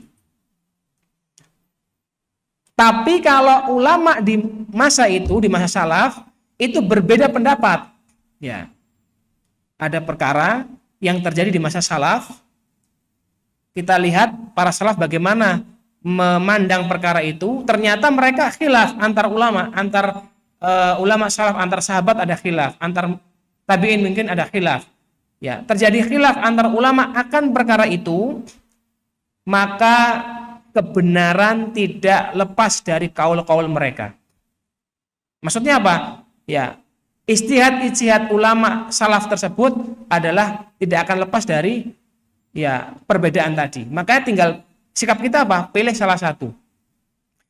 Pilih ijtihad yang membuat kita nyaman, tenang, dan kita yakini itu. Kemudian amalkan. Ya, tidak perlu ngomentari ijtihad yang lain. Oh, kamu pakai ijtihad itu salah. Oh, kamu pakai ijtihad itu bid'ah. Oh, kamu pakai ijtihad itu. Sudah, antum ambil, kalau itu khilaf, ada beberapa pendapat, ambil satu pendapat yang antum bisa amalkan, yang antum tenang dan yakin mengamalkannya, kerjakan. Tanpa harus melihat orang lain. Sekarang yang kedua, kalau perkara itu terjadi di masa kholaf setelahnya, ya tidak terjadi di masa salaf, di masa kholaf, di masa setelahnya, di abad keempat dan selanjutnya, maka dilihat perkara itu bagaimana ulama di masa itu membahasnya. Ketika perkara itu terjadi di masa setelah salaf, di masa kholaf, maka antum melihat buka buku, telaah kitab-kitab yang membahas masalah itu, ulama bagaimana mereka berpendapat. Kalau semua ulama sepakat, antum ikuti ijma ulama itu. Kalau ulama berbeda pendapat, silakan antum pilih salah satu dari pendapat itu. Nah, ini kaidah. Sehingga kalau antum sudah mengikuti kaidah ini, ya satu, kita tidak akan membuat hukum sendiri. Kecuali kalau untuk perkara yang di masa salaf nggak ada, di masa khalaf nggak ada, adanya di masa muasirin, adanya di masa-masa akhir-akhir ini, maka tanyakan ke mufti mujtahid yang hidup di masa ini. Karena mufti atau mujtahid yang hidup di suatu masa dan menemui suatu perkara yang baru yang belum dibahas oleh sebelumnya, mereka akan membahasnya. Tugas kita muqallid cukup cari mujtahid yang berfatwa, yang beristihad akan hal itu. Bukan kita yang beristihad sendiri, bukan kita yang menyimpulkan sendiri, bukan kita yang milih sendiri. Karena potensi kita sangat banyak khotok atau salahnya. Tapi kalau sudah kita ngikut mufti, sudah kita ngikut mujtahid, insya Allah ya kita tidak salah. Ya, mujtahid saja salah saja masih berpahala, apalagi kita yang cuma ngikut-ngikut mujtahid. Tapi yang diikuti ulama mujtahid yang memang ya layak untuk diikuti. Nah, itu berkenaan dengan fikih khilaf. Maka kekhilafan itu, khilaf dalam fikih tidak bisa kita hindarkan. Tinggal bagaimana kita bisa bersikap bijak ketika menghadapi khilaf itu. Bagaimana kita bisa memanage khilaf itu justru untuk rukhsah atau kemudahan bagi kita. Maka khilaf tidak akan lepas dari fikih. Maka sehingga akan melahirkan madhab-madhab dalam fikih.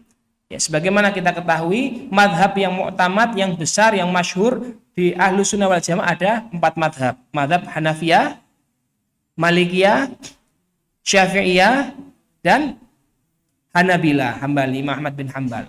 Ini 4 madhab yang masyhur, yang mu'tamad, yang kuat, yang banyak pengikutnya dari generasi-generasi yang masuk daerah Ahlus Sunnah wal Jamaah. Ya, walaupun Imam Bukhari punya madhab, kemudian beberapa imam yang lain punya madhab juga, namun madhabnya tidak berkembang besar dan tidak banyak pengikutnya setelahnya. Ya, tapi yang 4 madhab ini besar dan hingga saat ini menjadi madhab yang besar di seluruh dunia. Ya, sehingga kita juga jangan keluar dari 4 madhab fikih ini. Nah, adapun pertanyaan selanjutnya, bagi kita yang di Indonesia itu bagaimana kita harus memilih jalan belajar fikih?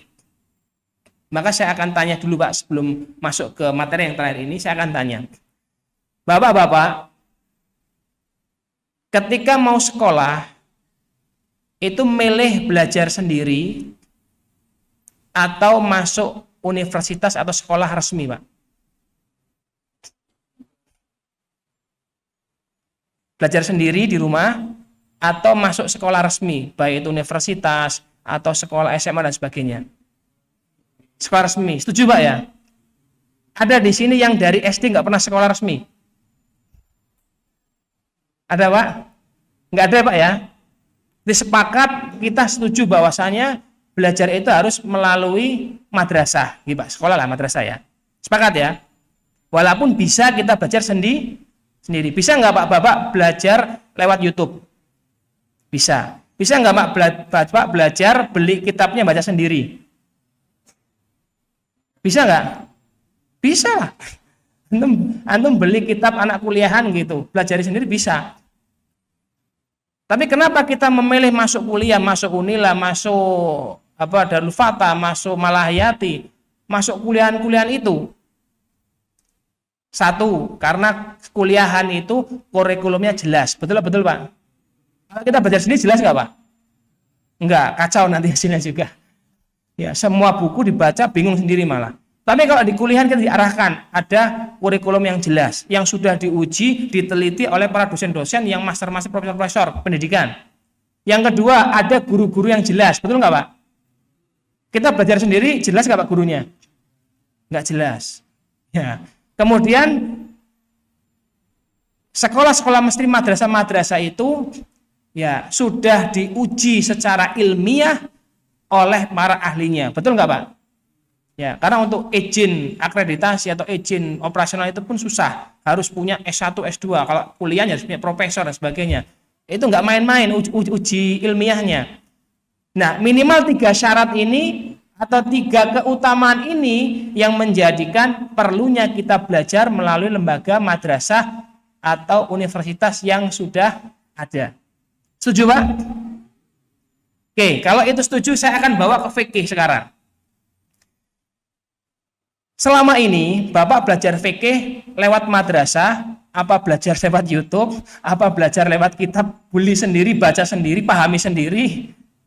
Lihat mana Pak belajar fikih? Lihat mana? Bapak senyum-senyum semua. Ya. Ya.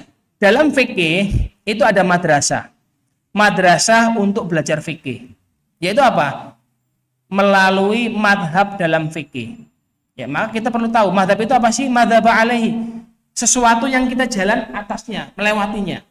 Maka madhab ini adalah silsilah madrasah yang akan mengantarkan kita pada pemahaman Rasulullah SAW. Jadi di madhab itu kan ada silsilahnya. Semua madhab, baik Hanafiyah, Malikiyah, Syafi'iyah, Hanabilah, itu mereka jalurnya sama. Mereka menuju silsilah belajarnya kepada Rasulullah. Cuman melalui madhab. Kenapa madhab? Dikatakan karena ini jalan, thariqah untuk sampai kita ke pemahaman Rasulullah. Tinggal antum lewat jalan mana? Jalan Hanafiyah, berarti antum akan melalui ulama-ulama, imam-imam dari madhab Hanafiyah. Antum mau ikut madhab Malikiyah, akan ikut madhab Malikiyah melalui thariqah belajar. Antum mau lewat Syafi'iyah, Syafi'iyah, antum Hanabilah, Hanabilah. Inilah namanya madhab. Adalah jalan atau tol, tempat untuk kita menuju pemahaman yang benar terhadap pemahaman yang diberikan oleh Rasulullah. Jadi madhab itu adalah madrasah. Kenapa madrasah? Sama kayak sekolahan tadi, Pak. Di madhab itu telah disusun kurikulum belajar fikih. Kalau antum ke madhab Hanafiyah, di situ ada kitab-kitabnya. Nanti untuk anak SD kitabnya apa, SMP kitabnya apa, SMA kitabnya apa. Di Malikiyah, Syafi'iyah, Hanabilah sama seperti itu. Setiap madhab sudah punya kurikulum masing-masing untuk mengajarkan murid-muridnya yang baru pemula untuk belajar ya madhab, belajar melalui madhab sampai kepada pemahaman Rasulullah. Jadi madhab ini madrasah. Kita belajar fikih, beli kitab di toko buku, baca sendiri, nggak tahu bahasa Arab, baca terjemahannya bisa. Tapi apakah pemahaman kita membaca sendiri itu sesuai dengan yang pemahaman Rasulullah? Pertanyaan. Karena nggak ada yang bimbing. Tapi di madhab itu kita satu, ada kurikulum belajar fikihnya. Sudah ada kurikulumnya. Yang kedua, di madhab itu isinya ulama-ulama ahli-ahli baik fuqaha maupun muhaditsin. Misal kayak madhab Syafi'i, di dalamnya ada Imam Ibnu Hajar Al-Asqalani. Siapa yang nggak meyakini keahlian kemampuan ilmu beliau dalam hadis? Ada Imam An-Nawawi, ada Imam As-Suyuti, ada Imam Jalaluddin Al-Mahali, ada Imam Al-Ghazali, ada Imam Abu Suja, ada Imam Muhammad Ibnu Qasim Al-Ghazi. Itu isinya di dalamnya itu yang merumuskan kurikulum belajar fikih di tiap mazhab itu ulama-ulama besar. Yang ada ahli fikihnya, ada ahli hadisnya, ada ahli qiraahnya. Imam Jazari itu mazhab Syafi'i. Semuanya merumuskan kurikulum madrasah ini untuk belajar fikih. Itu di setiap mazhab sama, nggak jauh beda. Kemudian di dalamnya ada guru-guru yang kompeten. Ya, di setiap mazhab punya ulama-ulama di sepanjang tahunnya. Tidak pernah surut setiap tahun dari ulama setiap mazhab itu, pasti ada terus. Dan beliau adalah ulama yang sudah diakui baik nasional maupun internasional. Kemudian di madrasah mazhab juga di sana adalah tadi ada kurikulum yang jelas. Sehingga pertanyaannya, kalau tadi untuk perkara-perkara sekolah umum saja kita mau sekolah di lembaga yang resmi, ada kurikulum resmi, ada guru yang berkompeten, dirumus oleh para ahli, maka dalam belajar fikih juga Pak, kita hampir sama logikanya seperti itu. Kita belajar sendiri bisa lewat YouTube, kita beli buku, baca sendiri bisa. Tapi siapa yang bisa menjamin pemahaman kita dalam fikih itu benar? Atau bisa jadi 10 buku yang kita baca kok beda semua, pusing kita gitu kan? Ya enggak? Ya tadi karena enggak ada pakai kurikulum. Tapi cobalah masuk madrasah fikih. Silakan pilih mau masuk madrasah Hanafiyah itu Ahlussunnah, mau masuk madrasah Malikiyah Ahlussunnah, mau masuk madrasah Syafi'iyah Ahlussunnah, mau masuk madrasah Hanabilah Ahlussunnah. Semuanya Ahlussunnah. Tinggal pilih. Nah, disinilah pentingnya kita belajar fikih ala madhab. Ala madhab bukan berarti kita nanti fanatik, nanti kita merasa benar madhabnya. Itu oknum. Kalau dia belajar merasa paling benar, nyalakan yang lain, itu oknum. Di madhab kita nggak diajari seperti itu. Kita diajari justru fikih dari paling dasar terus sampai tadi mubtadi, mutawasid, muntahi. Ada kurikulumnya sudah. Tinggal kita ngikut. Aslinya gampang. Nah, disitulah peran madhab. Dan sebagai penutup terakhir, kalau kita mau milih sekarang madhab mana yang akan kita pelajari yang sesuai dengan kondisi kita di Indonesia khususnya, maka nasihat dari masyayikh yang saya temui, beberapa syekh baik di Yaman maupun di Jordan, di Syam, itu beliau hampir nasihatnya sama kepada kami, yaitu pelajari madhab ahlul bilad. pelajari madhab yang dianut oleh mayoritas penduduk negeri. Indonesia madhabnya apa Pak? Mayoritas Syafi'i. Maka kita akan lebih bijak bersikap dalam hal fikih ketika yang kita pelajari ya madhab Syafi'i. Bukan berarti nanti kita fanatik, enggak. Justru bermadhab kita akan diajak untuk jadi orang tadi, disadarkan kita SD. Terus nggak usah mikir yang lain, kita fokus belajar dulu. Ya, urusan apa ya, beda pendapat, saling bantah-bantahan itu urusannya nanti. Para ulama, kita ini baru pembelajar, yang penting belajar dulu, fokus dulu, ikuti jenjang demi jenjang biar pemahaman kita syumul atau lengkap dan kuat. Nah, di situ.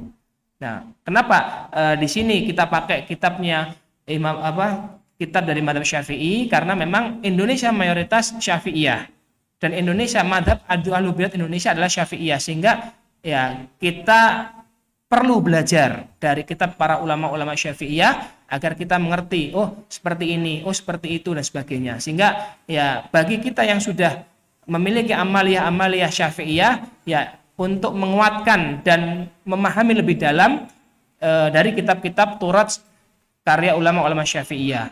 Bagi kita yang belum pernah belajar madhab Syafi'i itu kayak apa sih? Atau dulu kita belajarnya belum pernah masuk madrasah, belajarnya baru sendiri-sendiri otodidak tadi lewat YouTube, lewat buku saja dan sebagainya. Ya biar kita lebih kenal ya bagaimana sih madhab Syafi'iyah yang ditulis atau diabadikan melalui kitab-kitab Turat, kitab-kitab para ulama Syafi'iyah.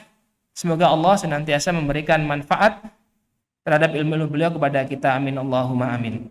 Mungkin itu yang bisa kita sampaikan. Insya Allah di pertemuan depan baru kita akan masuk ke kitabnya. Ya, kita akan kenalan dengan penulisnya. Kemudian insya Allah jika cukup langsung masuk ke pembahasan pertama dari kitab Fathul Qorib Al-Mujib. Ini kitab yang cukup sering dipakai bahkan di pondok-pondok mayoritas Indonesia. Kitab ini dijadikan kitab untuk mempelajari, mendalami ya fikih melalui madrasah Syafi'iyah.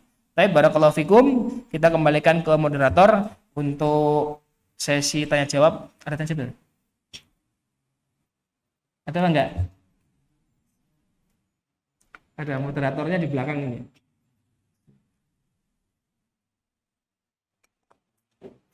Baik, untuk selanjutnya kita serahkan ke jamaah. Jika ada yang ditanyakan, kami persilahkan. Diharapkan pertanyaannya seputar apa yang kita jelaskan saja, agar enggak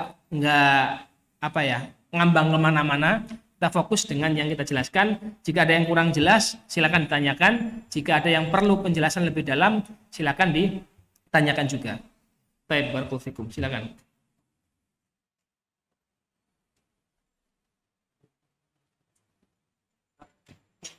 Ada? Ya, enggak. Waalaikumsalam warahmatullahi wabarakatuh. Ya.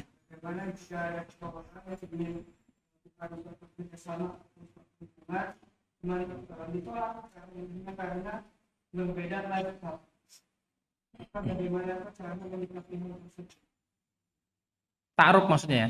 Apa hubungan apa itu? Bisnis sama apa? Ya, ta'aruf. Baik, nah ini yang perlu kita jelaskan juga. Kita harus bedakan mana itu madhab, mana itu manhaj. Ya. Untuk perkara-perkara yang sifatnya ijtihadiyah, jangan sampai itu menjadi ukuran walak dan barok seseorang.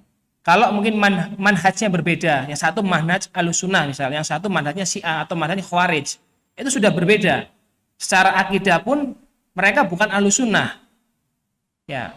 Maka ketika ada walak wal barok diterapkan di situ, itu satu hal yang lazim. Namun kalau hanya sekedar beda madhab, baik madhab akidah maupun madhab fikih, apalagi fikih, ya itu menjadi tolak ukur walak wal barok. Oh itu bukan saudara saya, oh itu bukan kelompok saya, oh itu bukan sebagainya. Sehingga dia memusuhi sampai tadi ketika sudah dilamar mungkin karena beda madhab, akhirnya ditolak. Nah ini berarti penolakan yang tidak syar'i.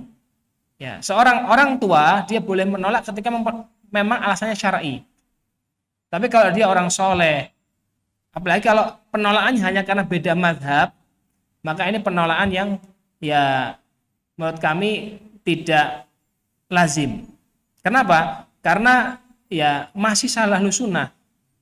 Sehingga jangan sampai memahami perbedaan yang sifatnya ijtihadiyah itu menjadi batasan walak wal barok seorang. Nah ini bisa rancu nanti. Misal masalah kunut dengan tidak kunut itu ijtihadiyah, beda mazhab saja. Tapi kalau menganggap yang pakai kunut itu bid'ah, kemudian ahlu bid'ah nggak boleh diajak ngomong, nggak boleh disenyumi, nggak boleh dianggap musuh malah. Nah ini juga keliru. Terlalu berlebihan, sikapnya tidak bijak. Karena apa? Tidak memahami mana itu yang sifatnya ijtihadiyah atau madhab yang masih ditolerir karena masih dalam satu ruang Ahlussunnah wal Jamaah, mana yang sifatnya keluar dari Ahlussunnah wal Jamaah. Nah, betul sekali, memang terkadang ada saudara-saudara kita yang kurang memahami ini. Kadang hanya berbeda ijtihadiyah, berbeda pilihan pengambilan ijtihad, yang itu sebenarnya masih dalam Ahlussunnah, menjadi ya tadi patokan dia teman saya atau bukan, dia saudara saya atau bukan, dia lain kelompok saya dan sebagainya. Nah ini seharusnya tidak. Seharusnya menjadi patokan adalah ketika dia masih dalam dairah ahli sunnah, maka madhabnya apa, baik itu Malikiyah, Syafi'iyah, Hanabilah, Hanafiyah, itu saudara kita semua. Itu orang soleh semua kalau dia memang secara ya ibadah dan perangannya soleh atau berilmu. Ya, jangan sampai tadi perbedaan mazhab menjadikan mereka adalah musuh dan sebagainya, atau bukan kelompok saya dan sebagainya, itu tidak boleh. Kita pun sama, ya kita ketemu orang yang beda mazhab dengan kita, ya harus posisikan dia seorang muslim yang punya hak muslim alal muslim. Kasih senyum, disapa. Jangan hanya karena beda pengajian, ya pertentangan, nggak mau disenyumi, ya. Nah ini jangan sampai seperti ini. Nah, ini berarti kan kalau ada yang masih seperti itu, berarti dia belum memahami fikih. Ya tadi mungkin belajar fikihnya nggak lewat madrasah, ya lewatnya ya mandiri sendiri. Nah ini pentingnya belajar fikih melalui madrasah. Sama kayak kita belajar sendiri bisa kok. Tapi kenapa kita milih anak kita masuk SD, SMP, SMA, kuliah? Karena kita ya agar dia ngarahkan. Agar dia belajar itu harus tadarruj. Coba kalau belajar sendirian, anak SD beli buku anak SMA bisa nggak Pak? Ya, anak jenengan SD dibawa ke Gramedia, Pak ini buku misal apalah gitu, buku SMA, dia beli, antum izinkan beli, bisa nggak? Bisa. Habis itu dia baca sendiri bisa. Ya itulah orang yang semangat ketika belajar sendirian.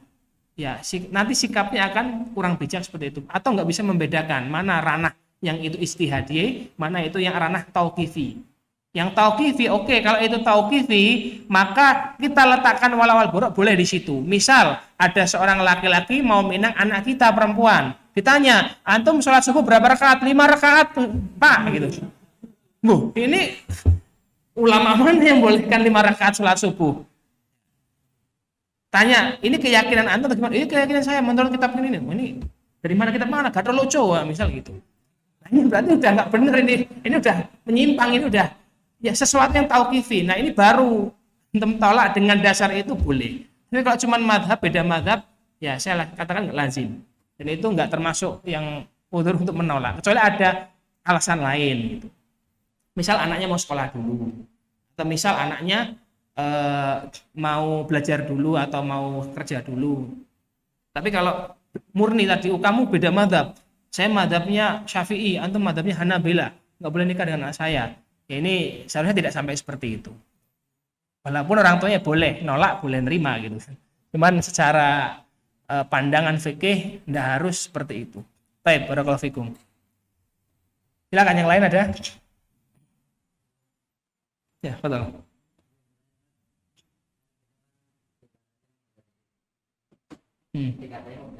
Ya. Kita menyikapi teman kita yang sebenarnya belajarnya mungkin lewat sendiri ya.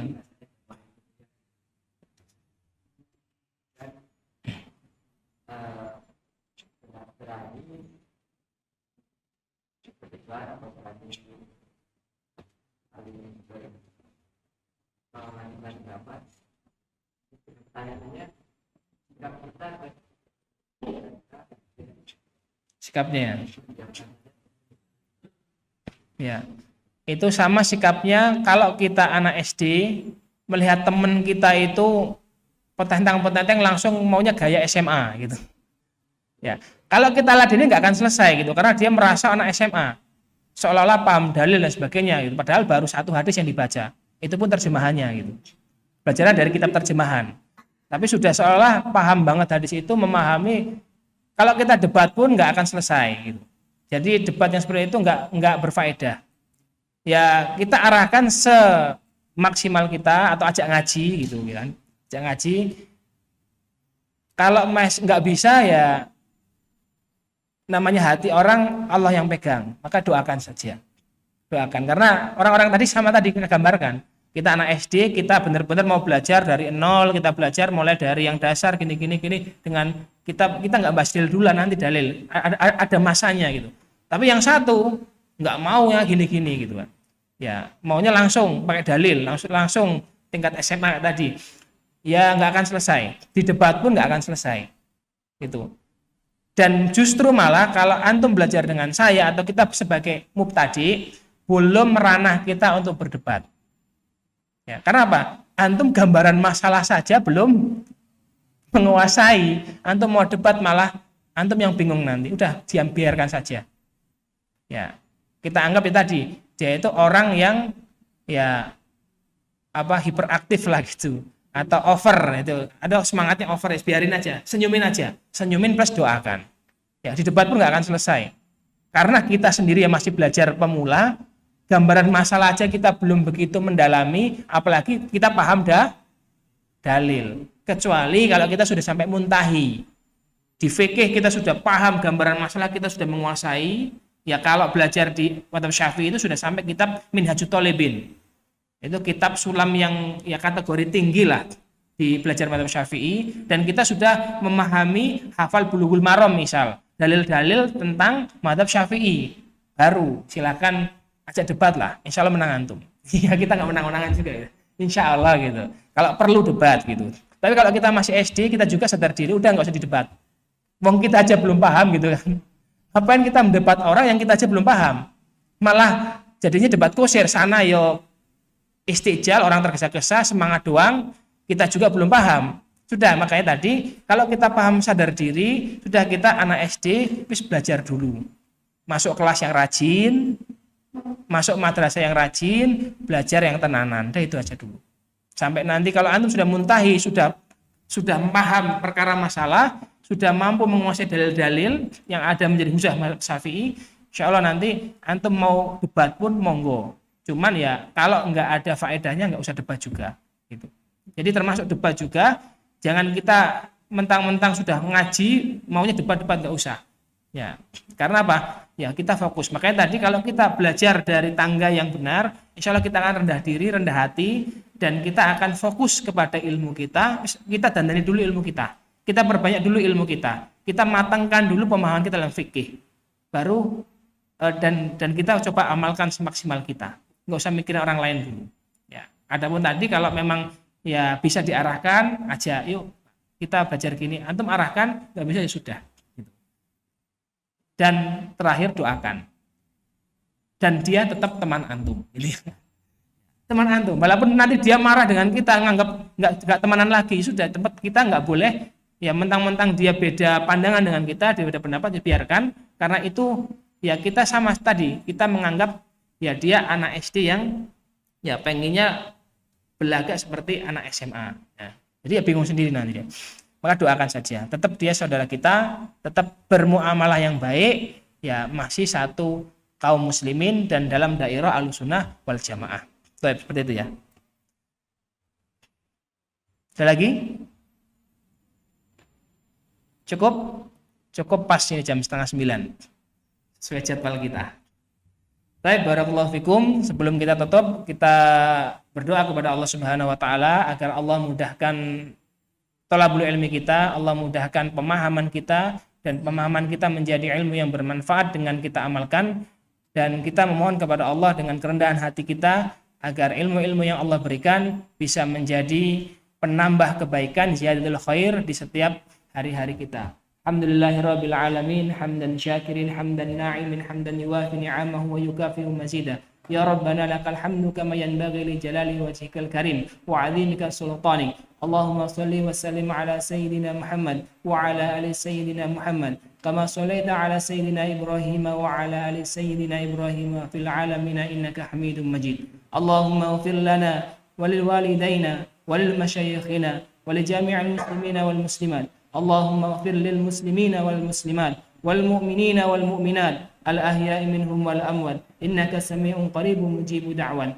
Allahumma arinal haqqa haqqan warzuqna ittiba'ah wa arinal batila batila warzuqna ijtinabah. Rabbana atina fid dunya hasanah wa fil akhirati hasanah wa qina adzabannar. Allahumma inni as'aluka 'ilman nafi'an wa rizqan thayyiban wa 'amalan mutaqabbalan. Allahumma adfa' 'anna al-bala wal waba wal ghala wal fahsya wal munkar wa syada'id wal mihan ma dhahara minha wa ma batan min biladina al-indonesiyyati khassah wa min sa'iril buldanil muslimina 'amah ya rabbal alamin ya rahman ya rahim. Allahumma inni as'aluka 'ilman nafi'an wa rizqan thayyiban wa 'amalan mutaqabbalan. Rabbana hab lana min azwajina wa dhurriyyatina qurrata a'yun waj'al lil muttaqina imama. Rabbana atina fid dunya hasanah wa fil akhirati hasanah wa qina adzaban nar wa qina adzaban nar wa qina adzaban nar. Subhana rabbika rabbil izzati amma yasifun wa salamun alal mursalin walhamdulillahi rabbil alamin. Qul qali hadza astaghfiru wa lakum wassalamu alaikum warahmatullahi wabarakatuh.